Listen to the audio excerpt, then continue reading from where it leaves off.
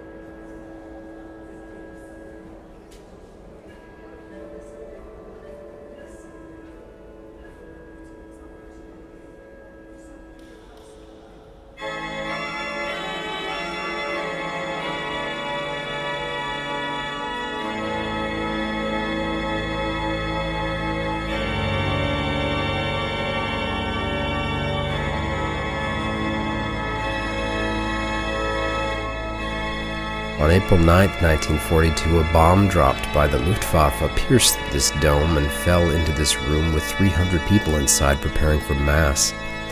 The bomb failed to detonate, which was considered a miracle. This was also the site in 2017 of the funeral of Daphne Caruana Galizia, a journalist killed by a car bomb for revealing Maltese politicians' participation in the Panama Papers scandal. Since I started this trip in South America 5 months ago, I always imagined I'd get the chance at some point to sit on a beach all day. And I was really convinced today was going to be the day. But this plan was frustrated by delays and poor planning, and I arrived at the beach just in time to see the sunset. I was disappointed. I needed to stop recording organs.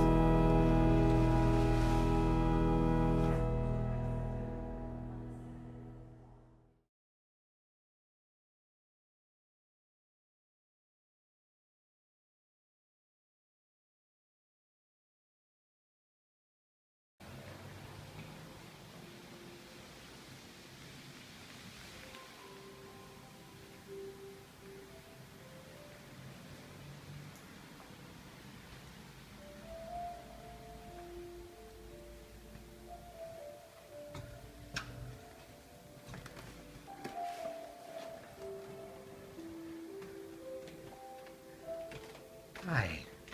Hello. How are you? Good. Good. I think my usual message to people would be allow yourself to put aside for a second your ideas of what you were raised to believe or what even you think about what church is or what it is not, but allow yourself to have your own experience. And the best way to have your own experience a lot of times is to have your eyes closed. Because if you sit down somewhere and you have your eyes closed, or if they close your eyes and put you somewhere, you won't even know that that's a church. It could be anything. Maybe I could talk about how I found this water relaxation therapy at all. It is where I feel that the body can really meet the spirit. It is very gentle, and I would say it always goes with the weakest link. So wherever we could be separated from ourselves, wherever we lost our oneness, we can go with in search of this part of us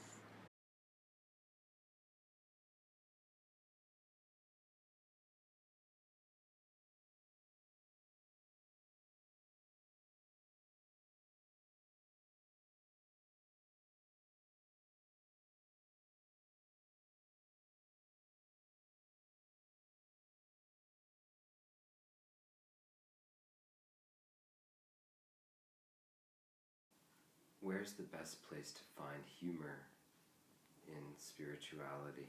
It seems like Jesus Humor? not funny. Yeah. Jesus not funny? Yeah, is Jesus funny? I think he had a humorous sense of humor, but in the Bible there is no writing, not was writing about it. But if I imagine, he had to be humor.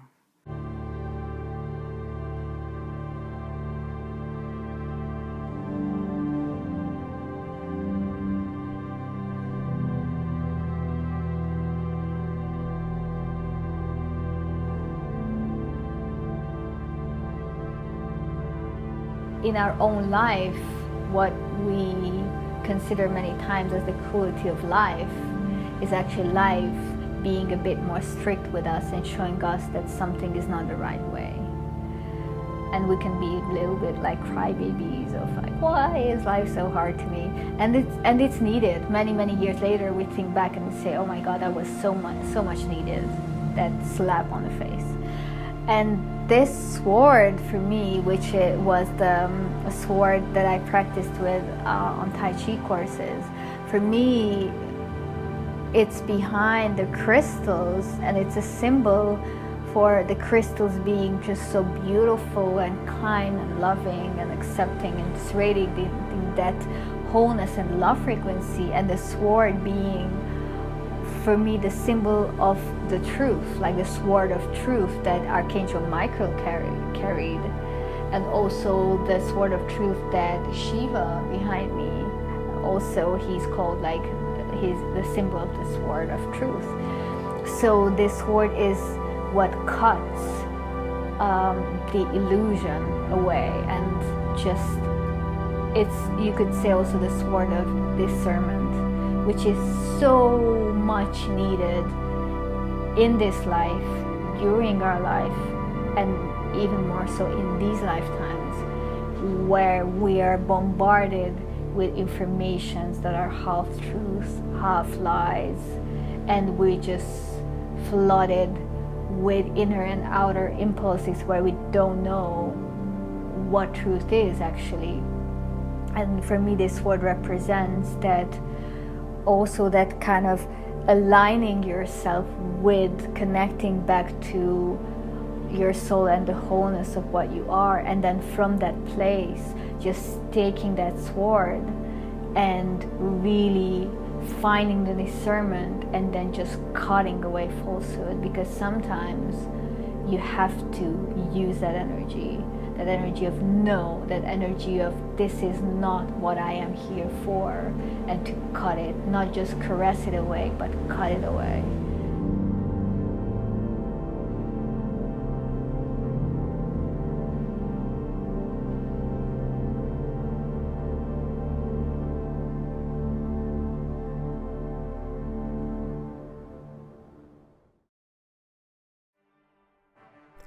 I've been invited to do a composer's residency at the Socan House in Paris.